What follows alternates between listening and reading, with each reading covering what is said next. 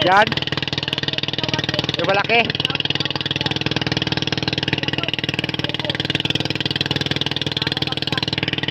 Good morning guys. Ito guys yung lahat na buya sa tinatawag na para kumapit po yung mga maliliit na tahong. Dito po lahat yung tahong na kinukuha.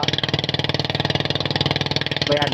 Bago ka dito kuha ng pesto o ano man, kailangan mo kumuha ng dumaan sa government para makakuha ka ng permit.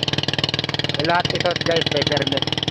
Ngayon, bago naman makakuha ng taong dito, kailangan mo muna maglagay ng lambat, nakapalitaw sa tinatawag para yung mga similya ng maliliit, kakapit ka doon sa lambat.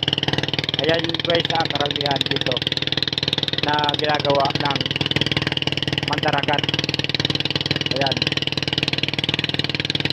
Lahat po ito, tahongan po ito. Makikita nyo naman guys, madami ng styrofoam dito at saka matalon at saka mga tali.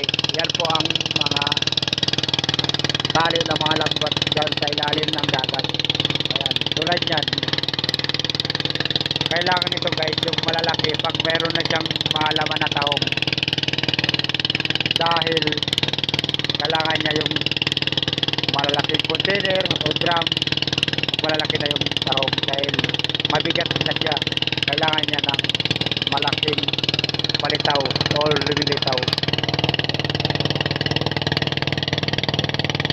Ganyan po siya karami guys.